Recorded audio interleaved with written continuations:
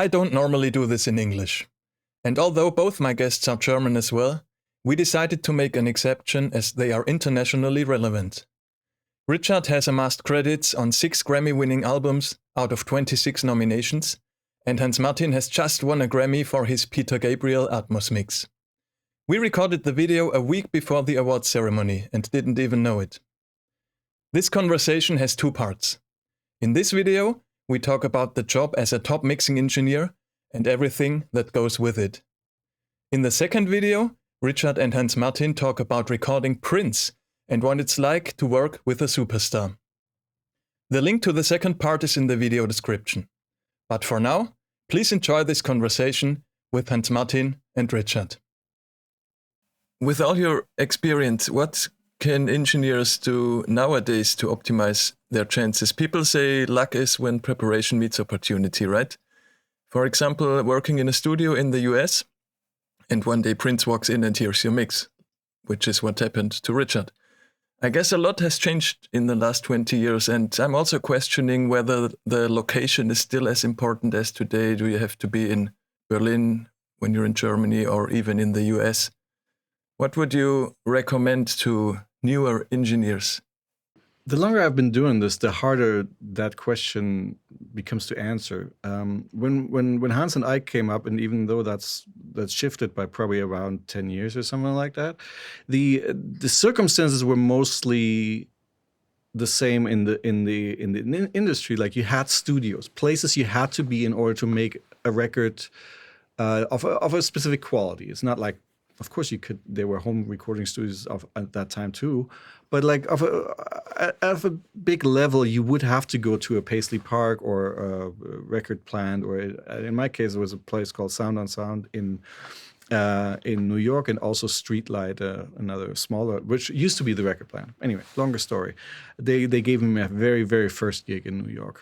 Shout out Dan Carnes, and but there was this. It was kind of unspoken, like a kind of a way, like, oh, you find yourself a studio, you become a runner, you become an assistant, you become an engineer, and you make it from there. Either you stay an engineer or you became more on the producer side, like especially when we're talking about bands, you know. There was some kind of way that nobody would say that's definitely the answer, but that's a good idea. This is a great place to start. And with that setup, my full recommendation was always find yourself the genre that you want to work in.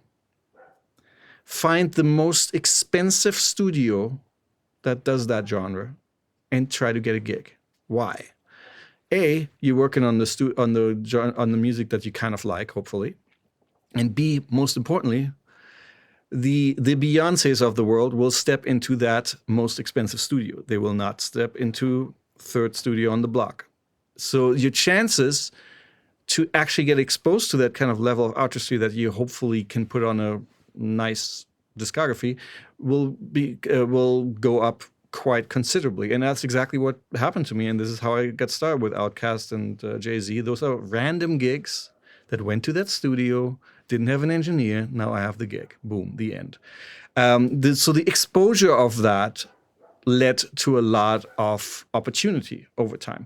Now, our biggest problem right now, I feel, is that everybody's trying to make records at home, which is cool if you're doing, for instance, if you do production. You should start today in your house, let nobody stop you, put product out there and hopefully make a connection in your genre.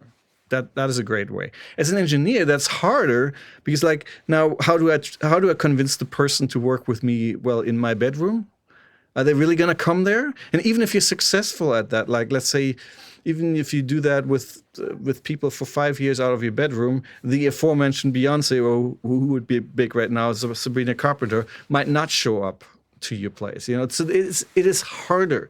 The harder part is, where do I go? The easier part is, can I expose myself? Sorry, it's the wrong word.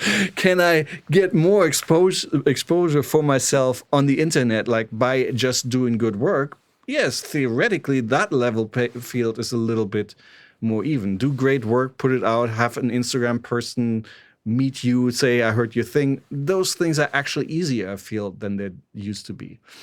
I feel more than ever it's harder to point at one thing. Hey, you should definitely do this thing.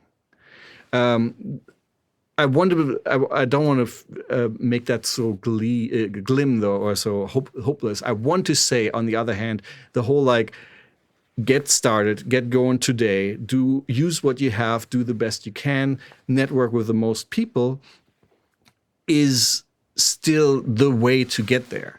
And even if you have one advantage right now, there is not much of a hierarchy in that way anymore. So you had the runner, assistant, engineer route, and you can be an engineer today. Are you going to be a great engineer today? Probably not. But you are one the moment you start working in this way. So use that to your advantage. Just make sure that you actually take the first step. That is, I think, what people should know now. Instead of trying to find the exact way, make sure you take the first step. There you go. I totally agree with that. I think to answer your question, Timo, I think it's still as valid as it used to be. Not the chain of command that, like Richard just said, but to be in the place so people can run into you, or you being where they are rather than you waiting for them. I mean, so many people wait for that call. I'm a great engineer. How come nobody knows this? And it's funny you asked it, because I just thought about this the other day. There's this great engineer that I went to school with, and he's a really good engineer, and we started at the same studio. And he's had a much harder time because he was so attached to the place. So he was attached to the place where he was, which means that people need to come to him, which is a much bigger commitment than you being in the same studio and doing work together, rather than these people going, oh, I want to be with you, and you come to that place and whatever. I don't think I would have worked with Prince had I not been in Minneapolis and had I not actively applied myself to being available to whenever Paisley called. That first day that I worked for him directly, I ditched a mix that I was doing for a project that I was actually producing. I said, you kids are on your own. I got somebody else to mix it, which, in the end, it gave part of my small fee away. And it was actually a fairly successful local record. But that was the type of, application that I had. I also just got a Steve Jobs interview in my Instagram feed, where he said most people he ever asked answered. Most people don't say fuck off. He told the story of how when he was 12, and he called the boss of Hewlett Packard, Hewlett Packard, that's how he pronounced it, I forget, HP, long time ago, computer company. He was 12, and he wanted to build something. And he called this guy at his house and said he was 12 and he wanted to build this, whether he had any spare parts that he could have. And he got some spare parts and he got a summer job. And I feel the same way. I feel like, I sometimes over-ask or feel like, maybe I'm too pushy. But if I have an interest in something and I want to go and be part of something, I need to go to that place that I want to be part of. Richard is an intensely talented mixer.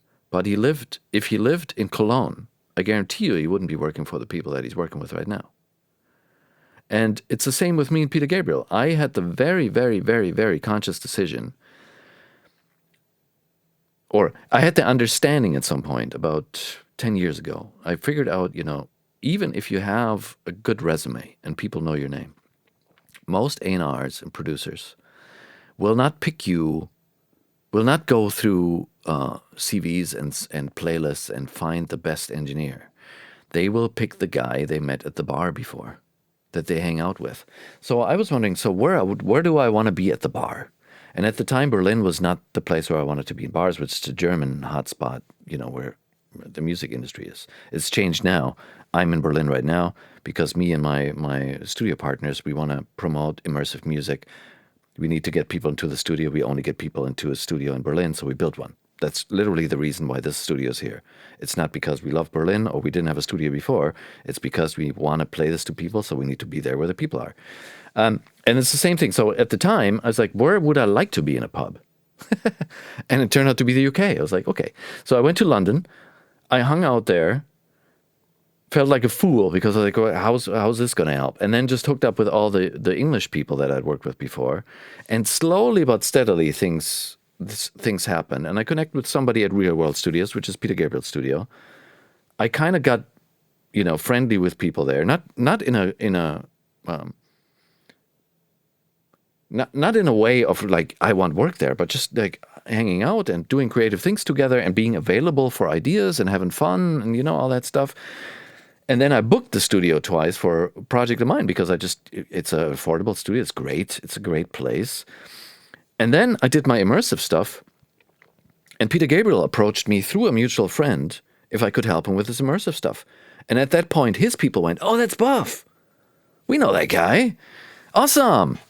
And then, once again, I'd have fun with those guys. And then came the Peter Gabriel thing. But it's not like he went like calling Mr. Buff, most impressive, immersive dude wherever. I'll come to you in southern Germany, to your house, and we'll make my record. That's not how it went. I made myself available. I made it easy for them to try me out. And I think that's really important. I think that really, at first was a subconscious decision, now is a conscious decision of me being able to, if somebody from Italy calls, do you want to come down? I'll go, yeah. I'm not attached to a place at all. I go places, I can do places here and things here and there, but I can get connected to a scene because I don't mind going there. And if I want to be part of a scene, I go to the scene. So, I tell people exactly the same thing that you did, Richard. It's like, don't just randomly apply to any place. Go to a place where you really want to be. And then I've never had the good idea to say go to the most expensive one, actually. But I've told it, which is very true. It's a very great advice you gave there. But, I give it, I remember, do you guys know Jill Zimmerman? Does that mean anything to her? She's an engineer in Canada. She does a lot of good rock. So she just did the last Deep Purple and stuff like that. Turns out, and I didn't remember this, but it was brought back to me, this is advice I gave her. She asked me, where should I do internships? Like, go to the studios, look at the albums you really like and that you want to make, and go to the studio where it was made and do what you want to do. And she did. She went to Canada, she went to the studio, and there she is. That's the way to do it. That's really, I think, the creating the opportunity is part of the preparation that makes it that definition of luck work. If you have prepared the opportunity as well. You can't wait for it to. And I have to say, I don't know about you, Richard, but like I got some haters quite a bit, at least over here, whereas like, like I only got the gig because Prince was in dire need of somebody in the studio, and he just couldn't get anybody else. And I just happened to stand at the street corner when he drove by, and this is the only option I had, so I was lucky. This is so condescending, but that's kind of the type of reaction I get sometimes, where people go like, ugh. Well, man, that whole thing, I so full-heartedly agree with everything you said. I want to say, and I want to say something about the haters too, but just for 1 second. But I want to say that there's a guy. He founded the record plant in LA at one point. His name was Chris Stone, and he died. Actually, he's passed. I remember him, yeah. Yeah. So he did something super amazing. I mean, I want to be this great of a man, and I'm sure he also has haters. So whatever. But when I came to town in LA. I went from Germany to Boston to study, then New York, and then LA. But when I came to town in LA, I was like, well, crap, I just went through the whole studio system in New York. I know no one here in LA, theoretically. A gig took me, which was one of the advices that somebody told me, is like, don't just go there. Nobody will know you. Have a gig take you to the big city, which worked out. The gig didn't work out. The going to the big city worked out. But so this guy, Chris Stone, he had like a thing. He had a slot every Thursday morning. He was sitting at this little small business advice center. I don't know what it was called. Scores or something like that. I don't know. Some kind of abbreviation. And he's like, I'm going to be there every Thursday for an hour. I mean, I guess you had to book him on the internet somewhere.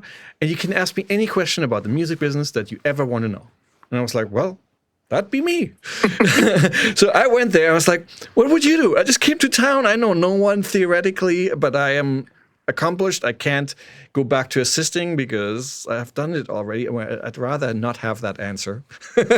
Maybe that would have been the answer. Who knows?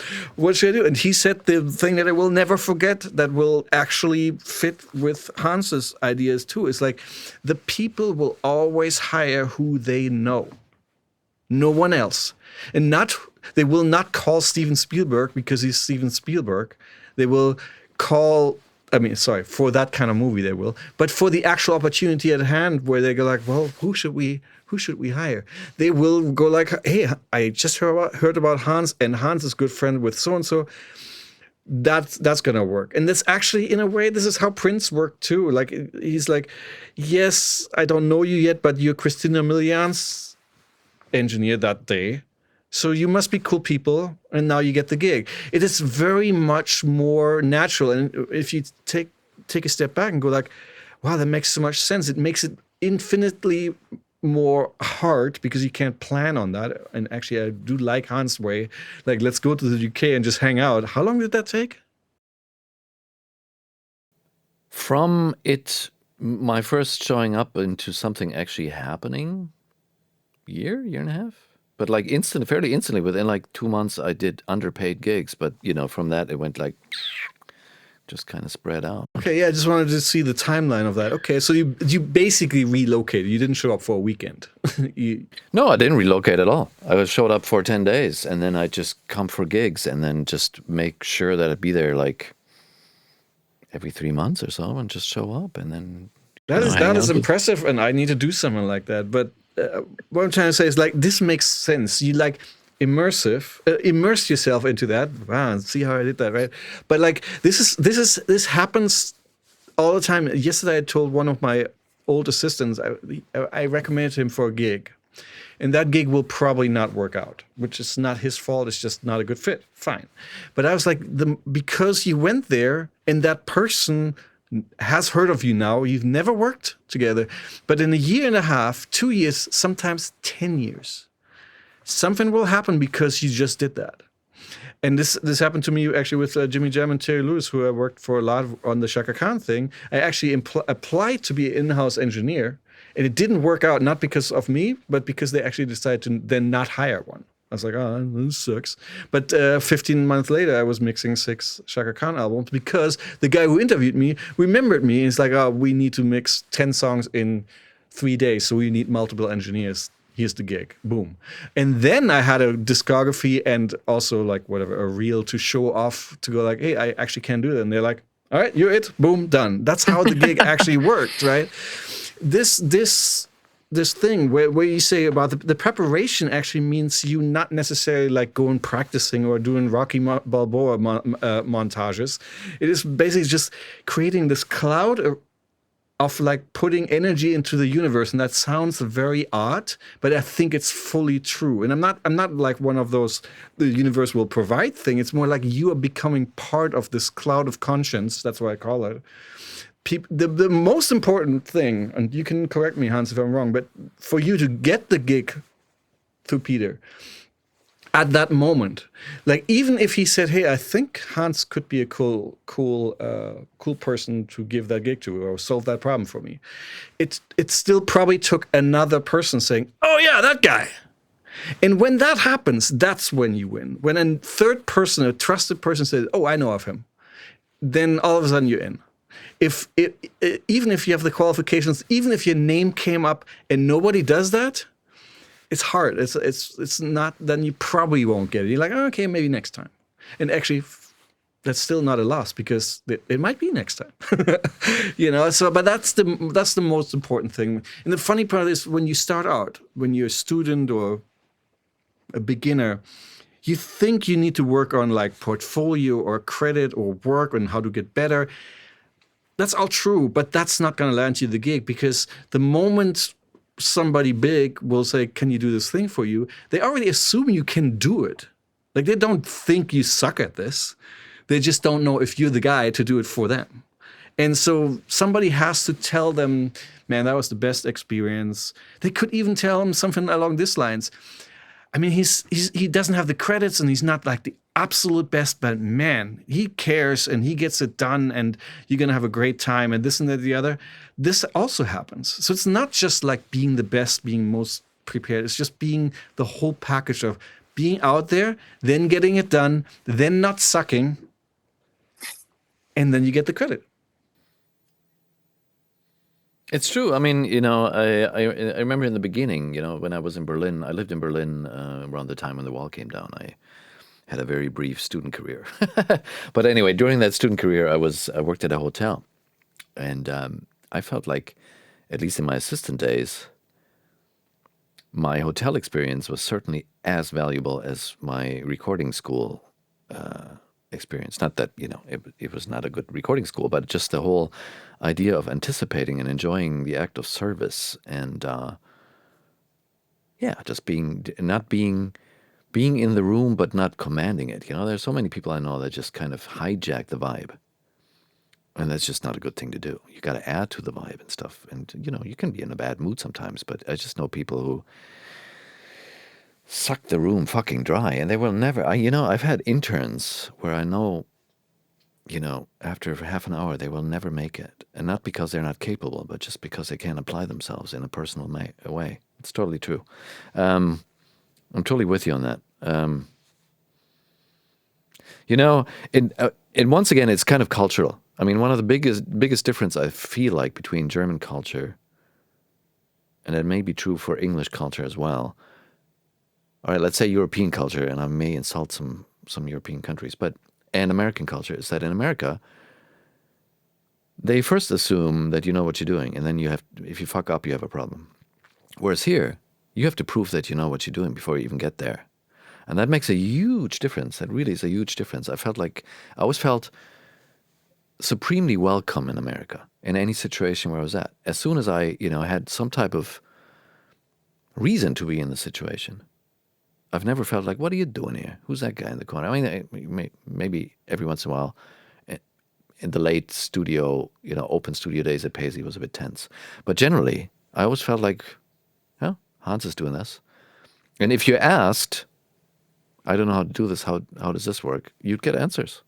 And if you'd apply yourselves, it was appreciated. Totally different here.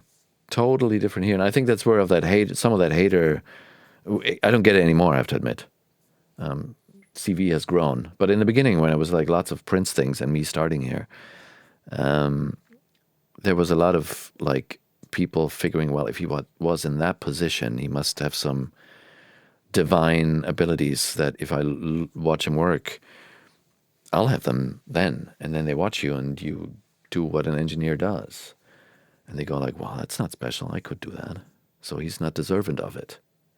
You know, you know what I mean. You're all from here. I guess I wouldn't have experienced that way had I not been somewhere else.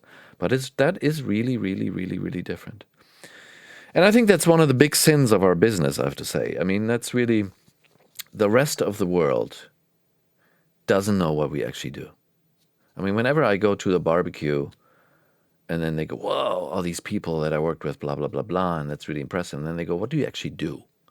Then I explain what I actually do, and their eyes glaze over. It's time to get a beer or a new broth or whatever it is. And the weird thing is, the rest, that's totally fine. They define us by the people we work with. And the reason people think I'm doing a great job is because I know people they'd like to know. The problem is that people that do what we do sometimes feel the same way. And then you get that intense combination of like food envy meets imposter syndrome, where you feel like, why is this person having that gig and I don't? And that is just such a weird fucking thing. I don't know why we do that to each other, because we know what we're doing. You know, we know. And I think the more zen I personally get about it, the more jobs I get. Because, you know, it's like getting a girlfriend when you're 15. If you're really desperate to get one, you'll never get one. As soon as you don't care because you have one, you can have 5. It is just so weird, but that's just how this whole thing works. And I wish in our business people wouldn't be so bitchy about this whole credit thing. Which gets me a bit back, it's like, even the worst engineers from LA have more credits with people that everybody in the world knows than the best engineer in Krakow, Poland. That's just the nature of the beast of LA being. This is not a diss against LA people at all, but people in the rest of the world don't understand that. They don't see this is an engineer who works at a place where these people go to, but they feel like this is God, and I'm not God, and what's going on here? Very odd. I mean, And I wonder, if you want to be that God, go to the places where the gods are. To wrap it all up, I mean, that's it. If you go there, do it. It Do you enjoy living in LA? Sorry, I didn't mean to interrupt. No. It's so profound. It's so profound. And Timo, your listeners should understand that these insights, more so than how to EQ a kick drum, it's what we think about at all times. And I do know. I've also been in the place, of course, where I'm like, why is she getting the gig? Why am I not getting it? And actually, now I have the answer. There is luck involved. There is me or them being exposed to the other person being involved. And yes, I could have had the gig. I probably as qualified in some cases. I'm more qualified in some, unless there's also really, really other great engineers. But the answer is really that. You were there. They saw you. They liked you as a person. The gig happened. That's it. That's not their fault. Sorry. When I said you shouldn't fault them for that, you should change something about your life to make that more likely to happen. And you don't have to. You only have to if that's important for you. Because like you said, the aforementioned Krakow engineers, who we should shout out because they're probably fantastic, they will not have a credit that can be useful in another market. But on the other hand, they might have a bunch of credits where every Krakowian, I don't know, he goes like, "Oh my God, I can't believe you work with that," and they will get all of those gigs, and they should. The Zen part you're mentioning, what's so important is like we should see how does this affect me. If I'm mad about it, do something about it. If I'm good for them about it, you're in a much better place already. That still could be like you a little bit, I wish I could do that, but I'm not willing to do this and that. Or I'm actually good where I'm at, even though I'm still a little jealous about the other person. This is a personal, like a growth of yourself as a human outside of being a recording engineer.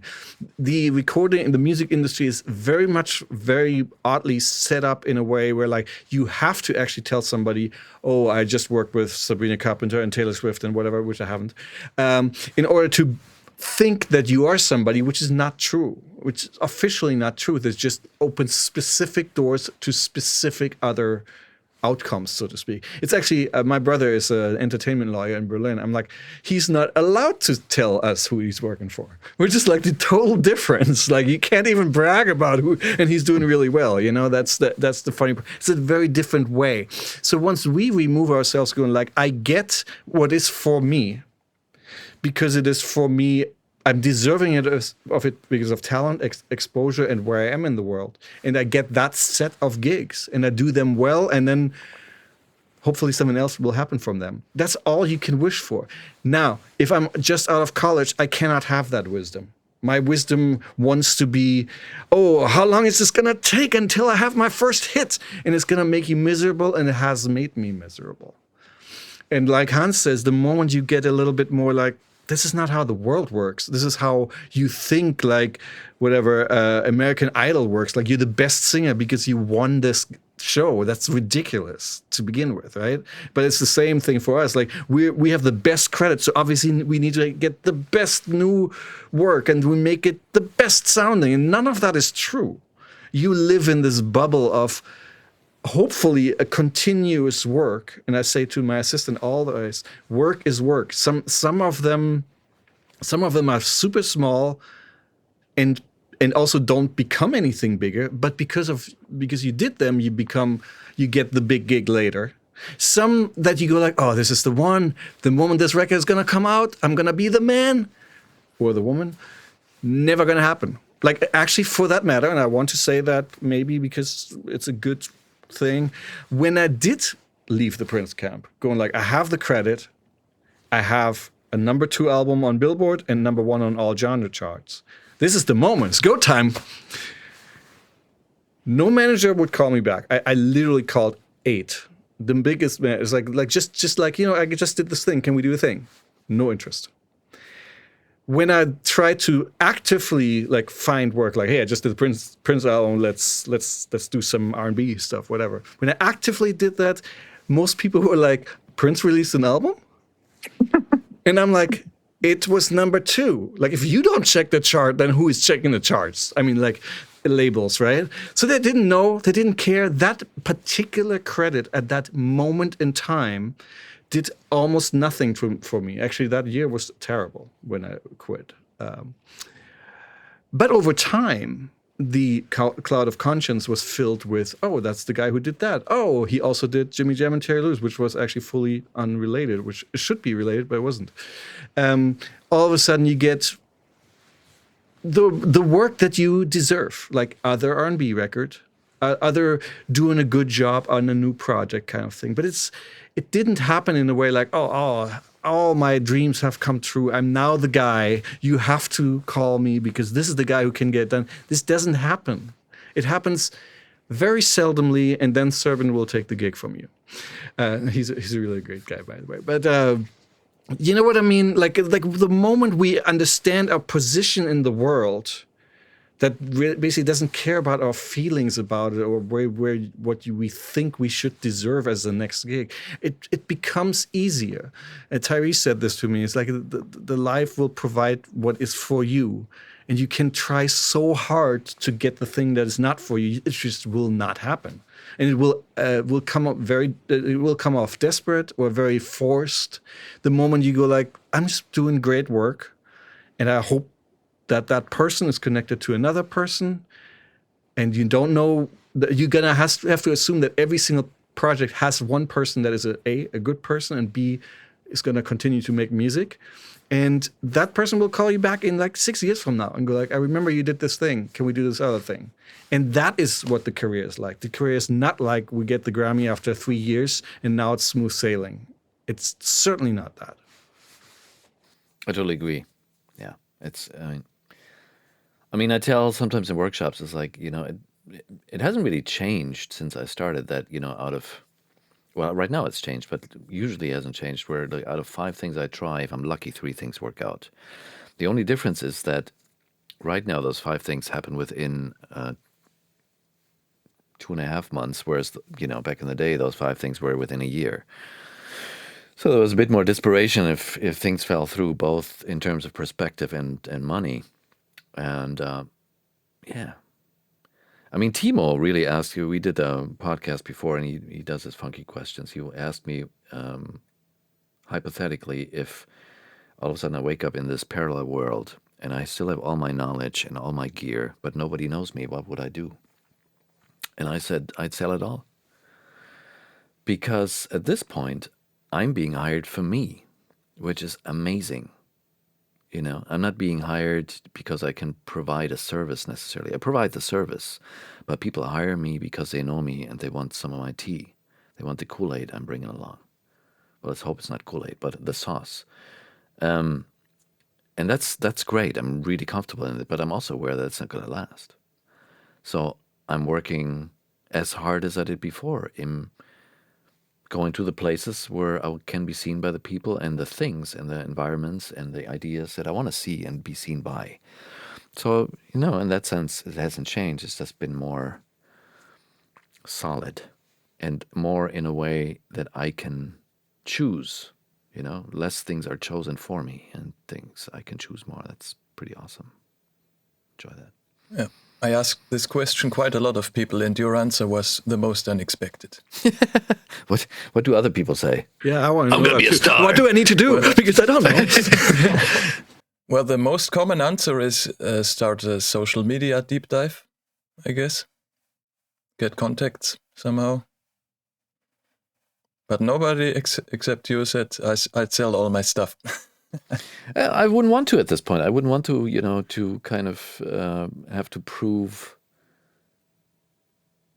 start over again and, be the first, meet the first person that, whatever. I think what did I get to? I think I said I'd be an A&R or something, where I can use my knowledge and just kind of apply it in a different way. Yeah. But I think, I think engineering and the whole studio life is just way too fucking intense if you're not fully committed. If you feel like, dang, I should have become a dentist, just bite the bullet and become a dentist. And I think that type of moment would be a dentist moment, so I'd probably go somewhere else. At this point, I just love what I do every day. I still do. Probably even more so than 10 years ago or so. Every day is beautiful and, clearly it's hard. It's not like sun shining everywhere, but it's always a challenge that feels like it's serving a purpose for a next step rather than just keep on keeping on. Good life. You are one of the pioneers in immersive audio. You have published a book. It's called Überall Musikproduktion in 3D Audio für Kopfhörer. Is it available in English as well? No, I wrote this book as, I've discovered academia as a way to not fuck with your everyday business and your family obligations, to have to try something new that doesn't have a commercial necessity at the end, so you can fail. Which is, it's the nature of experiments, is to, there's a 50-50 chance of them working or not. And them not working is just as good as an outcome as them working. So I started my immersive thing kind of randomly by starting, a master's program. This is a couple of years back, and I finished it in 20. And it was a type of master that they have in the UK. A lot of it was in Germany, but it's a UK-based idea, which is called a master of something of professional practice. So it's like old school academia, but it's like you bring in a project, and if it's deemed worthy within that field of study, that'll be the center of your thing. And I had just discovered binaural 3D music, which I figured was just a total game changer, because who has this at their house, or what Richard has behind him, and nobody. Probably the three of us with 1 degree of separation will know everybody in the world that has a setup like that at their house, and sit in the sweet spot and listen to it. But with headphones, I figured, that's a big deal. Long story made short, so in that master, I made a binaural album and I wrote that book. The book is kind of how you start the creative aspect, because my thing about 3D music is not the mixing, which I do as well, but I feel like what's, at least medium or long term, what's the point of taking something that's made for stereo and just pointing it other way and then releasing them both? I don't get the point. The point is to find a new creative medium and to make music for this environment and make it work best in this environment. And if you have to make another stereo mix because somebody wants to play it on the radio, so be it. But that's what I'm after. So that's what I was going for. And in the book itself, there's not much about Dolby Atmos whatsoever. This was before Apple and Dolby Atmos and the big record companies did their thing. So it's a bit outdated, and it's just in Germany because I wrote it for that master's, and it is released. It's available, but one day. It's going to be a long time, but I'll write a big update / new thing about what I like about it, but that's going to be a while. Richard, you have just set up your new Atmos studio, which we can see partly in the background, and now you're a 3D mixer as well. How's the transition? Do you feel like a beginner, or is it just mixing with more panning options? I mean, I've been doing it for, first of all, I did 5.1 mixing for the last 10, 12 years. Whenever a score comes in or so, then... Oh, you did? Oh, yeah. Okay. I had that at my old studio too. And then actually 5 years ago, no, not 5 years, sometime in the pandemic, I added an Atmos version to my old studio, kind of made up in a way where I was I need this to work somehow, but I'm not going to spend $60,000 on it. It's just like, more speakers, and I made it work. It actually worked really well, and it translated well. I'm actually very happy with the way stuff turned out. But I've been doing Atmos for probably 4 years or something like that. And when I decided to build this new studio, I was like, I want this Carl Tatz Phantom Focus system for stereo. And then I was like, well, while we're here, why don't we build it in 9.1.4? And the thing is, there is this whole like build it and they will come, right? But also there's a lot of build it and they don't care. And also like there's a lot of like, you do Atmos. We just hired a guy who does his own headphones. I'm like, okay. Well, so the German in me wants to do it right. That's why we have it. Do I need this room to make Atmos like at this level? Because this was a very, very complicated install, and it's the outcome is amazing. It sounds great. I actually want Hans to tell me what's good about it, what's not. But I think it goes all the way flat down to 25 hertz on everything, like from the stereo to folding up to 9.1.4. So it's beautiful. It's like the best situation to possibly make this work and get better at it. Not just like, can I get it done, which was I feel there's a lot of people in the world right now. They're like, I can provide this, I can get it done. But there's not that many like Hans who go like, okay, so we have an opportunity here to make something really beautiful and extra. And I cannot say more good things about the Peter Gabriel thing, especially because, if I understand this correctly, you had the chance to make a mix that is basically not necessarily 100% related to the other two mixes, and that already, the Chad Blake and the Spike Stent mixes, the fact that there's two mixes already is amazing to me. It's super creative. And that's a way to use the format where you go like, well, do something new. We already did the stereo thing, so do this. Now, where do I come from? Or where does the world seem to come from? Is like, takes rough mix, stereo mix, Atmos mix.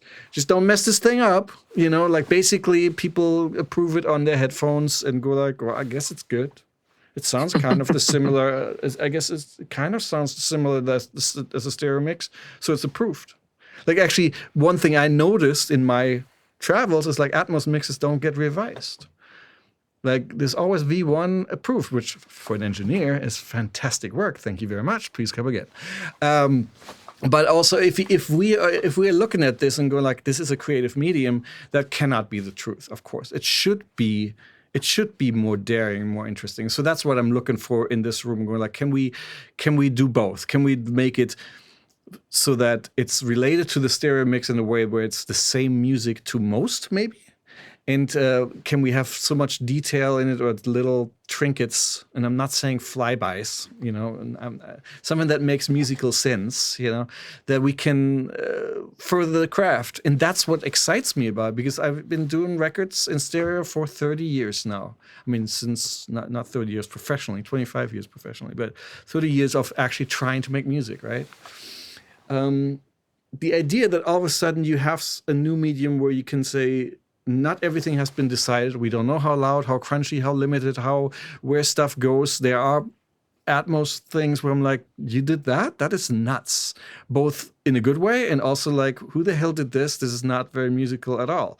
But the fact that it's in existence is exciting to me. Like, because you can all of a sudden be a part of that. And so to put my best foot forward at a time in my career, life, financial situation where I can say, like, this one time, let's do this right. Just like Hans did. You're sitting in your very awesome room. That's the way to do it. I think that's a very German way to approach things. Let's try to do this right instead of let's try to get it done.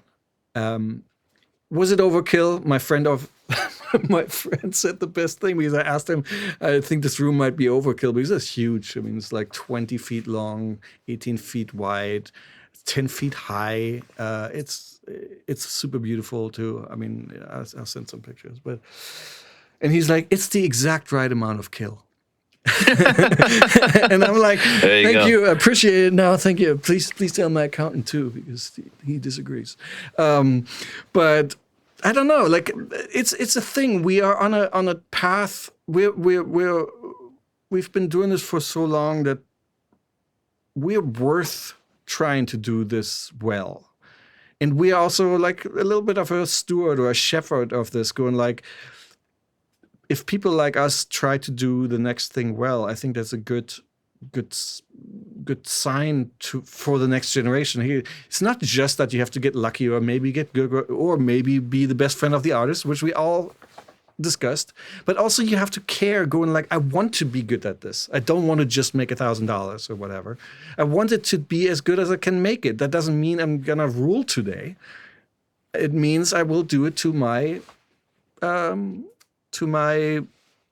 possibilities, my capabilities, the best I can today. I will give a shit.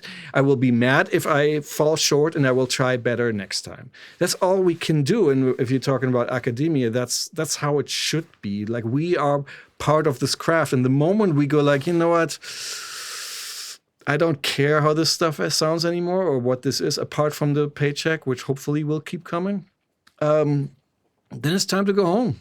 And that's cool, actually, by the way. If that's your decision and you're like, I'm not in it, I don't care, then do something different. We're not going to... We thank you for your service to this point. If this is what you want to do with this rest of your very short life, like do something different, then do that.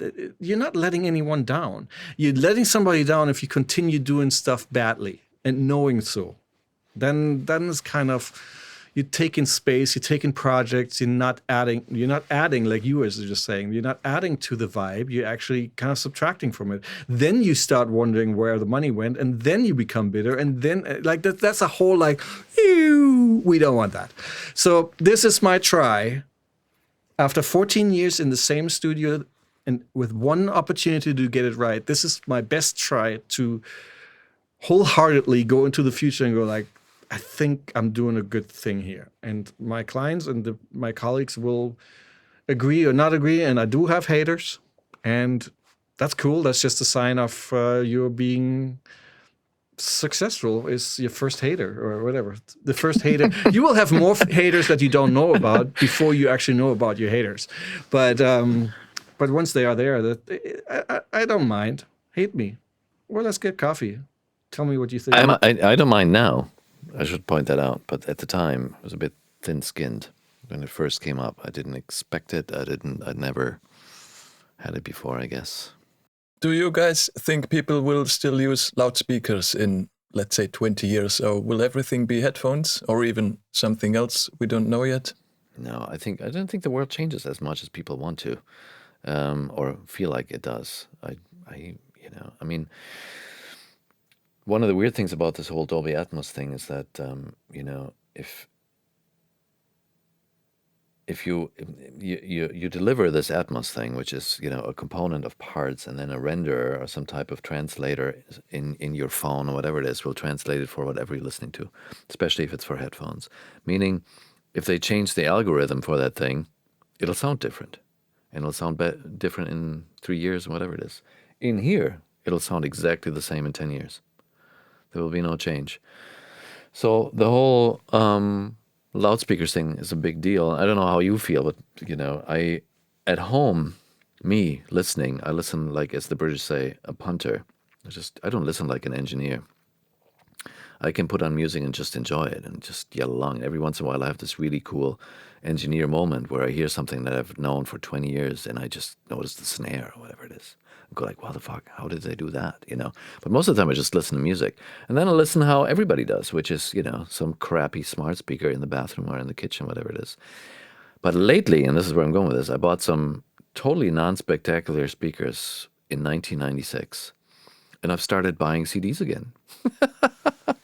Because to this day, I have like some that I really enjoy that's never made it, local stuff, whatever, that'll never make it to streaming. And nobody will ever take that away from me. And then I put it in, as opposed to my Blu-ray hookup, my Bluetooth hookup that I have in my living room. And I put in the CD of the same thing, and it just blew me. It blew my mind. I'm sorry. It blew my mind. No, it didn't blow me at all. It wasn't a Prince record. No. So it blew my mind, and I was just like, wow, this is great.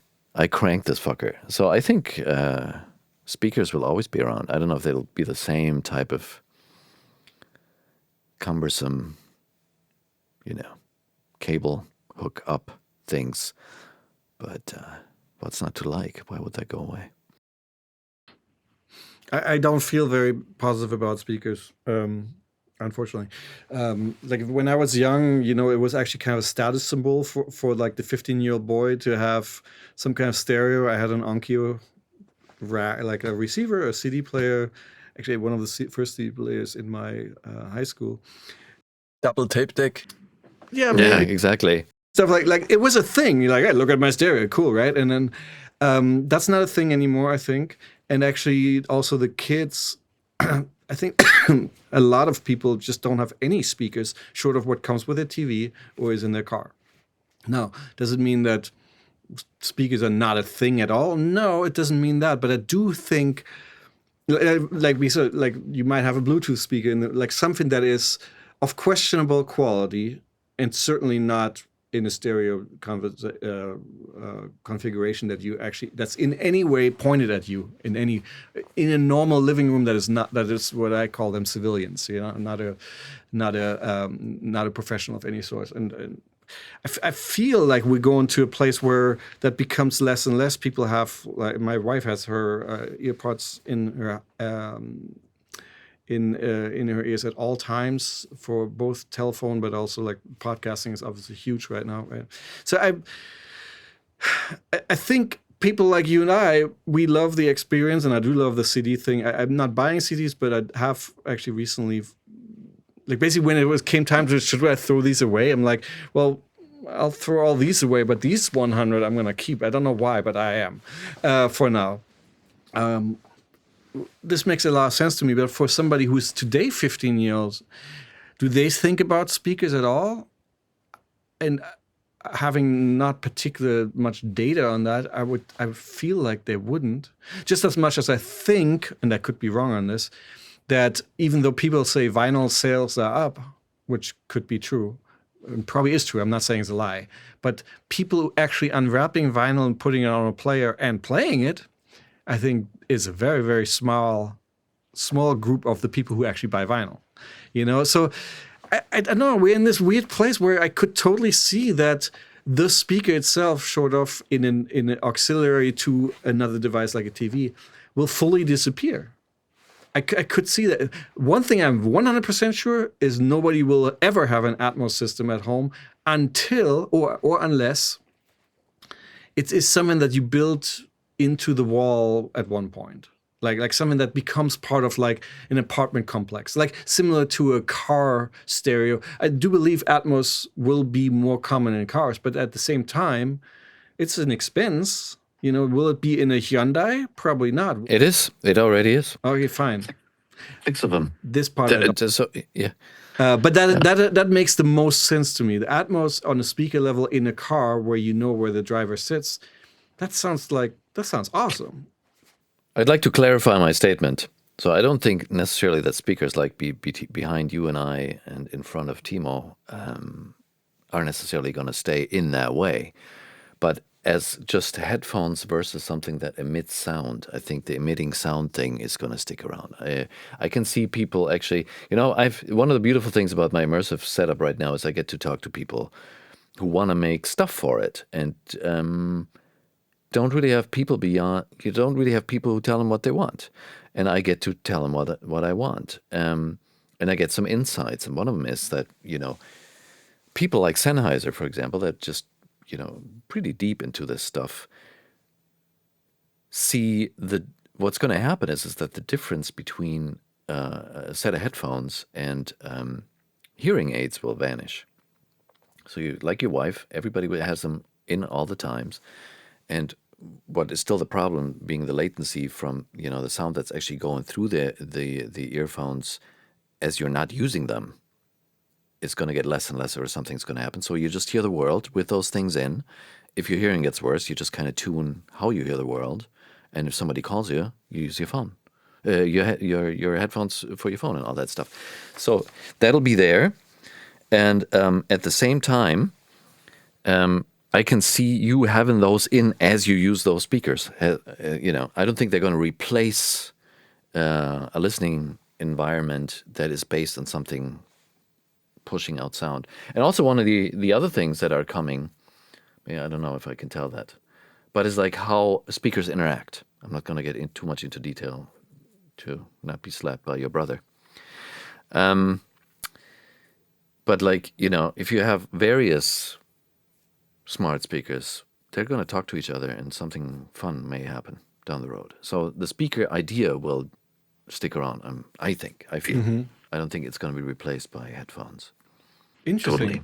I mean, I do like that. I'm trying to imagine this person walking into Best Buy going like, what I really need is a 7.1.4 Atmos setup for my living room. No, I don't see that either. But like, for example, I know, and I'm not giving anything away. Like there's this guy, his name is actually Guy Fletcher, who is in dire straits, and he works with Mark Knopfler, and him and his brother come from tech royalty. Their dad did all the Joe Meek stuff, and they building something called Air Sound. If you can look that up, and it's really, I mean, it's good looking little things that are like this long and this deep, and you put 2 or 4 in your living room, so they're not obtrusive, and you can put them behind the wall. Probably, I'm not sure about that. No, they have to be up facing, but they won't have that type of, defining the room quality, and it sounds quite amazing how you are in between, you listening to an Atmos thing. So I'm sure they're not the only ones. Or there's a company in Germany that does these flat speakers where you just put them all around the place. So the nature of the speaker is changing. It's kind of like you said, it's going to turn into wallpaper, or it's going to turn into, it's not going to be like we had it. It just so happens I'm lazy. I've never been one of those guys, even as a kid, who showed off with his stereo system. I just had one. And then it was actually just before I started working for Prince in '96, my dad came to visit me. He said, "You're a recording engineer. You don't have decent speakers at your house?" So we went into a local hi-fi store and checked what they had. And there was they're called PSB, Canadian company. And I have them to this day. They're halfway decent. I've never thought about replacing them or asked the question, but they're around. They're just there, and they now use them for the TV. And like I said, I just decided I need to complete my David Bowie collection of CDs. So, and now they cost €5 a pop, and not 17 anymore.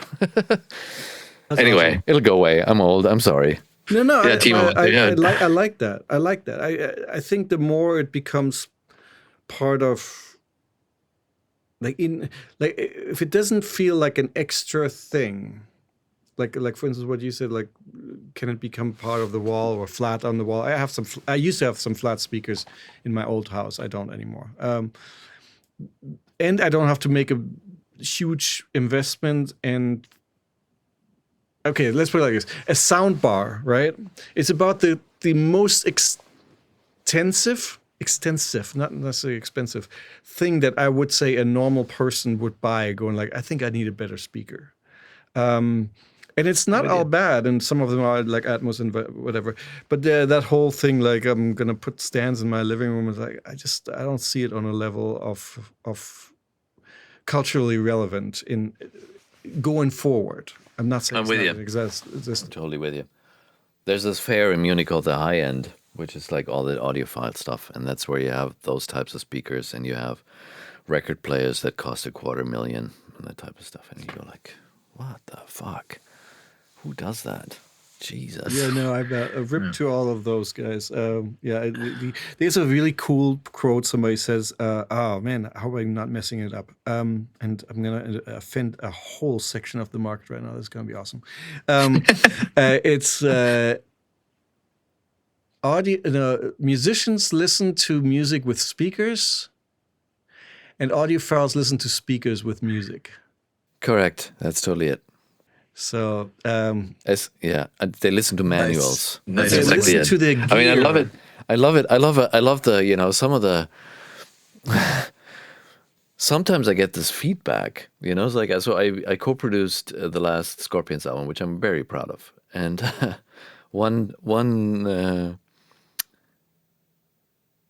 we did a vinyl of it, and then their very capable lawyer, attorney, who also somewhat manages and gets all these complaints, but is not, he's not an audio dude, was very worried because he got this email from some fan who said, now, he has this great record player and this great setup.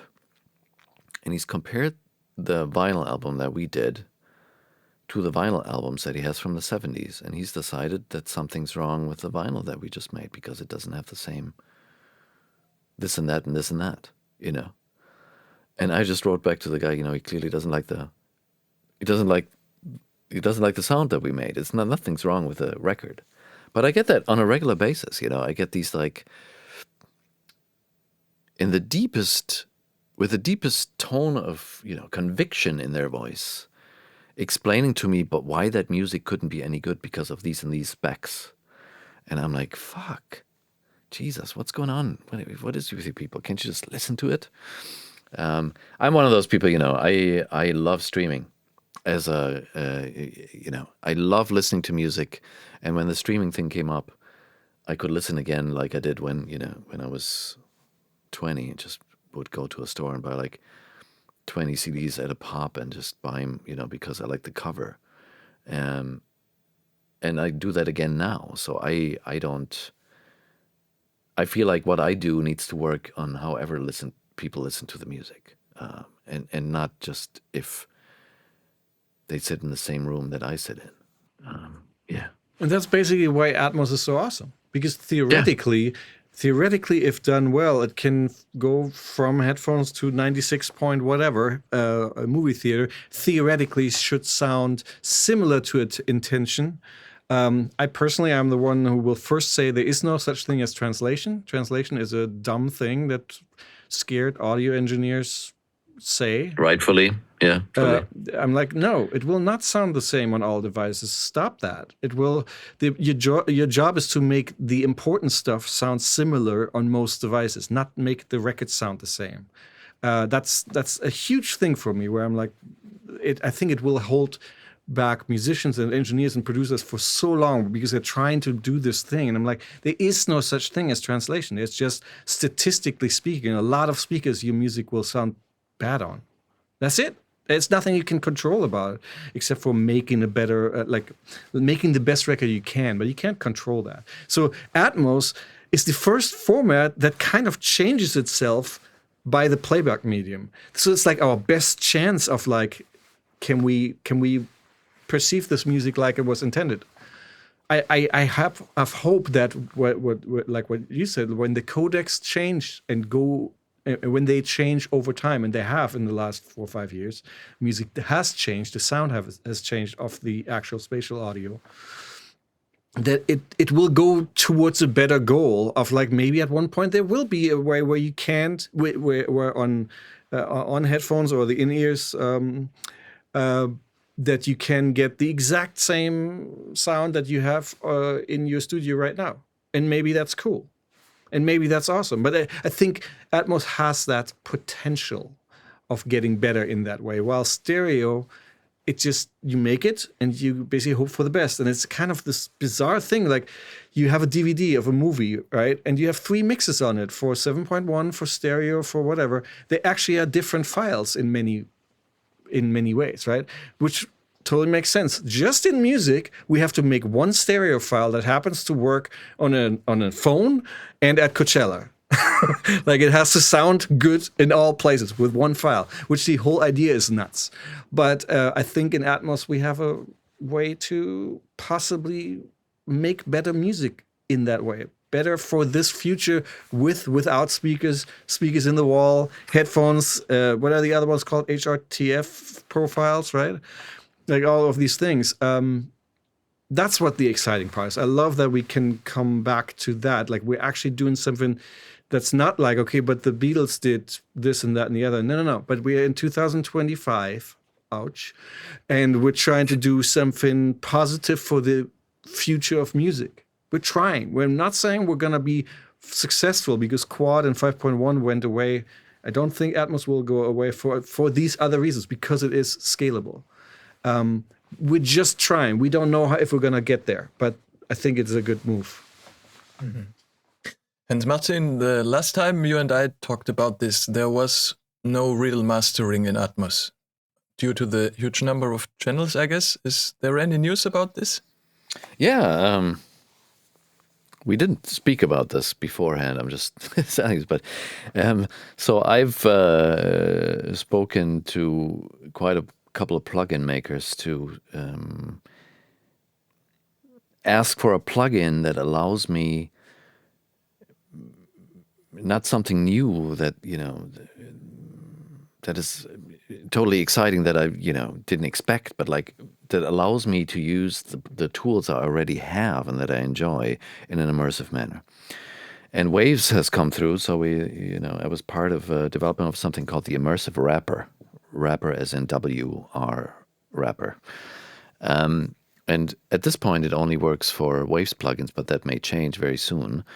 Where you can now take this plugin and take your favorite sidechainable SSL compressor Waves plugin, put it in there, and it becomes instantly a multi-channel compressor. Not just like a multi-mono thing that is sidechained, but just like a proper multi-channel compressor. And what's even better, you can make a group, and you can put that same thing on every object you have, and they will compress together, and all of a sudden you have a master chain. So the solution is here. Still. And so you helped designing the plugin? Well, I don't write code, but I was the guy saying this is what I need. And then there's this very capable man called Yoni Slotkin at Waves who has been my go-to guy for a long time because he was also the man who was, as far as I know, in charge of the NX binauralizer, which is nice.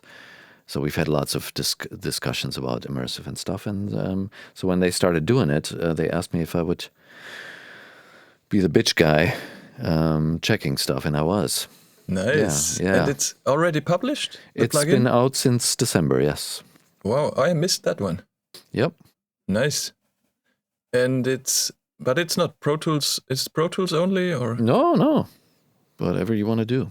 Nice. Okay. I mean, I'm not working in Atmos right now. Maybe that's why I missed it. Well, the interesting thing is I now use it for stereo as well, because if you let's say you have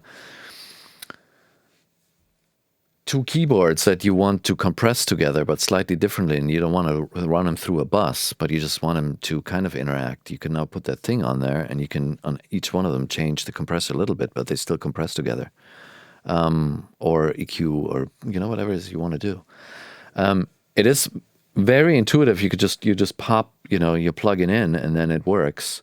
Let's say that SSL compressor, but you can get really freaking complicated as well. So you can make special compression setups where like the surrounds compress more by themselves than the overall thing does. You can sidechain the sidechain, and whatever it is you want to do. It's tons of stuff. You can choose what type of multi-channel compression you have. The usual one when you have like overheads, a stereo compressor.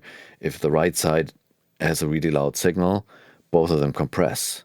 But it's not like both signals sum together doing the compression, but whatever is loudest is compressing, is controlling the overall compression. So that's called max. It's like a max setting, maximal max compression. You can choose that, or you can have the sum together, the RMS way of doing it, and you can make a mix between the sidechain compression of everything being compressed together and individual compression. So there's tons of stuff you can do. I think it's a great idea. And if they follow the wisdom of, which is the obvious to me at least, that you allow it for third-party plugins as well, I think we're set, I use Waves plugins, but I'm pretty positive most people won't buy a Waves plugin just to wrap it. But if they, if I don't know what you guys use, but, the usual stuff these days, Fab Filter stuff or that Oak Sound stuff, Soothe or whatever it is, if you can pop that into your thing and then go multi-channel or use your RC color thing or whatever it is you do these days and just pop it into various groups, it's amazing. And even with the Wave stuff that I have, just because I wanted to try it, I've already used it tons in Atmos mixes, both as, bus within a bus within a bus, and putting it, all of a sudden you can have bus compression again, you can have parallel compression again if you want to for several things, and you can have a master compressor. So we're there. Nice. I have a very general question.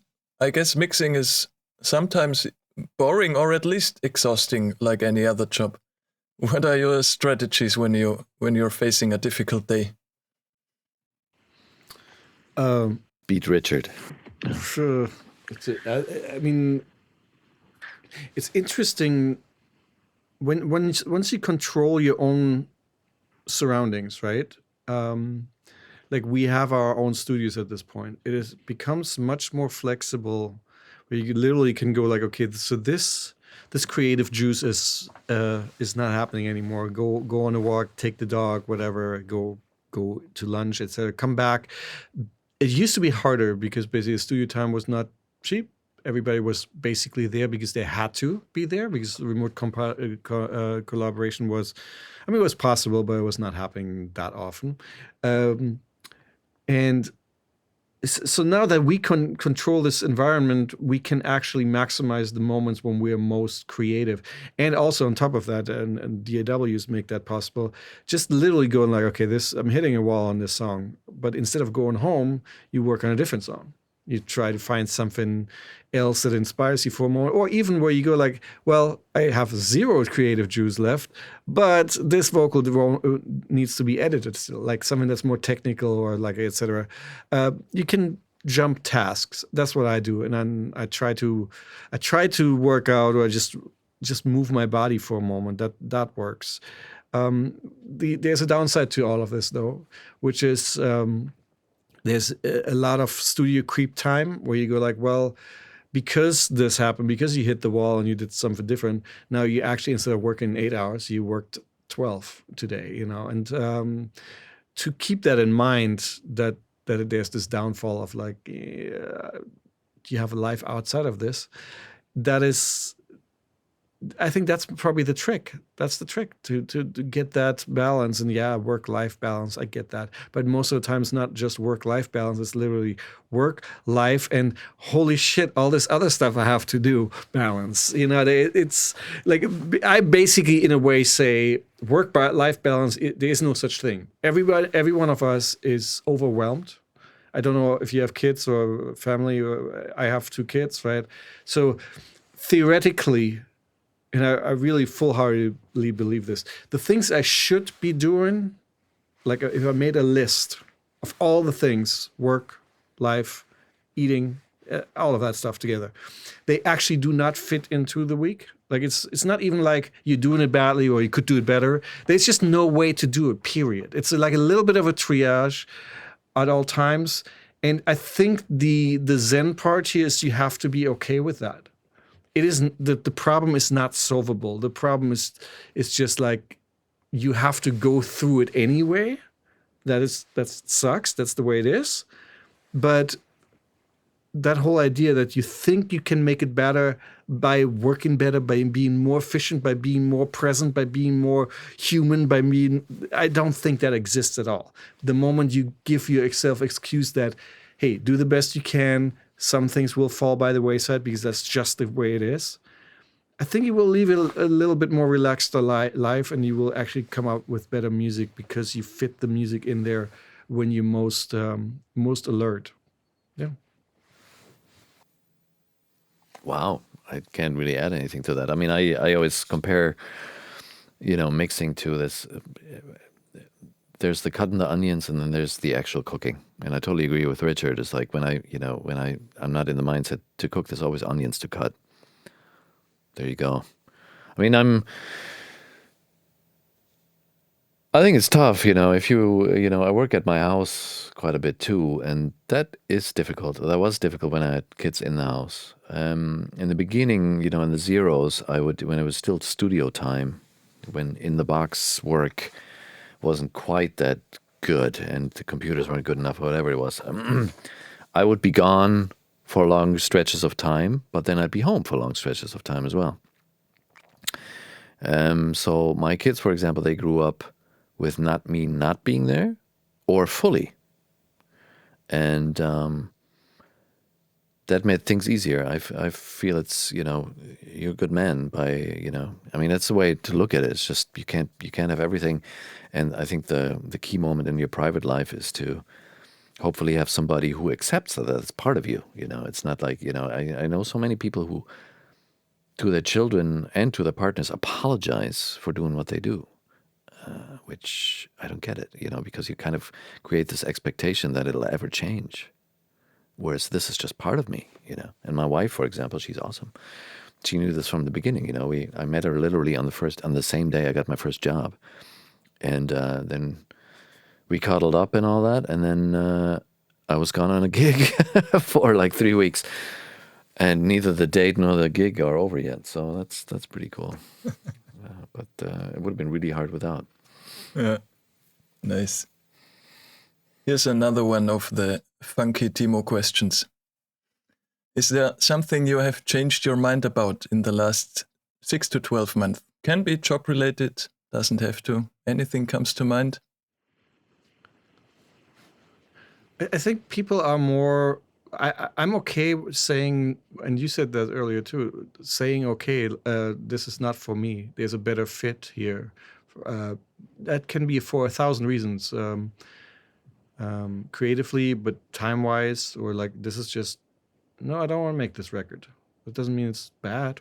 It's just not for me, And I do realize that earlier in the career, you do anything you can get your hands on, and you should. I'm not actually just saying you shouldn't.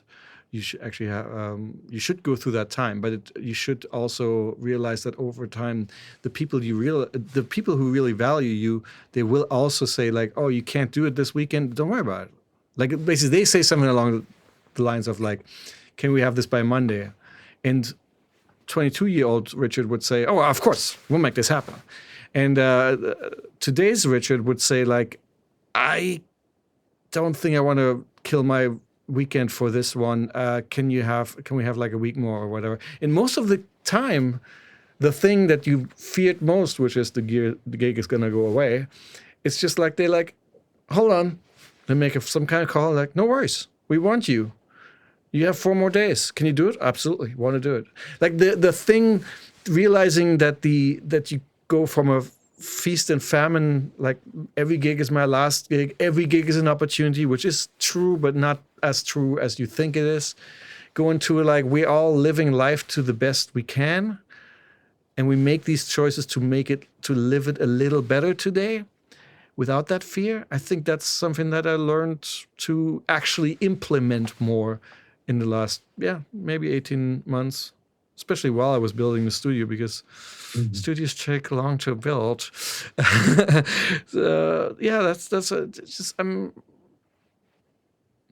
You realize that you have less control about a lot of things, but when you do ask, very often people will do that for you, whatever you ask for.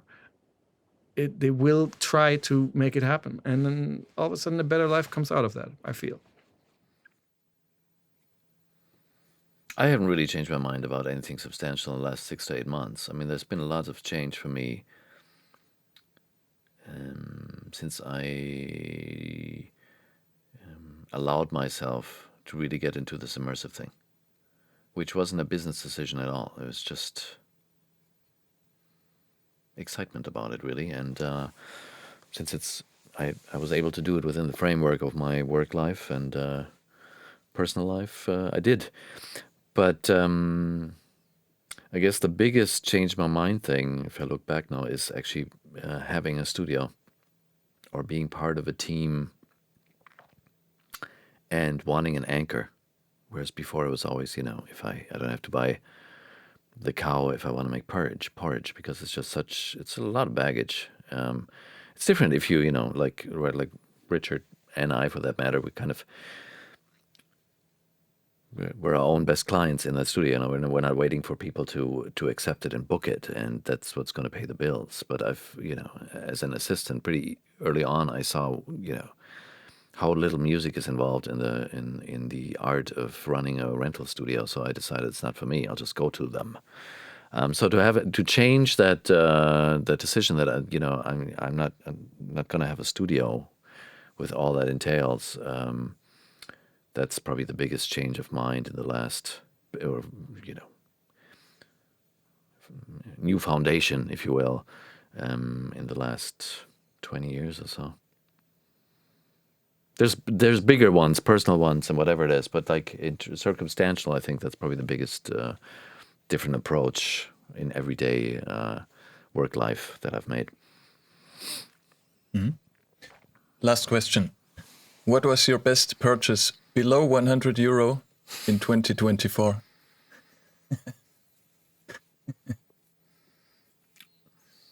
Whoa. I can tell you what I'm thinking. Is the smart speaker I bought a really nice one where I, for reampy stuff. Is it a plug-in? Is it a book? Is it the marzipan I'm going to bring Richard? I'm not sure. But it's somewhere there. I don't have anything specific that I can think of right now that I think is just totally awesome. Do I? I do have it. I do have one. Oh, here it comes. This is a little nuts. It's this thing. So when I finished the studio, I wanted something to like have people sign stuff because people never showed up, and I was like, I need a place where people that actually come here say they were here. So we're starting. There's some signatures here, so it's good. And this is the quote is from actually here, Mr. Grammy Boy. Last year, Jay-Z gave a speech, and he literally called out the possibly racist implications of Beyonce being the most awarded Grammy artist, but never winning the album of the year. And he called them out, and he said, keep showing up, and the rest says, until they give you the awards that you think you deserve, and until you're the chairman of the board.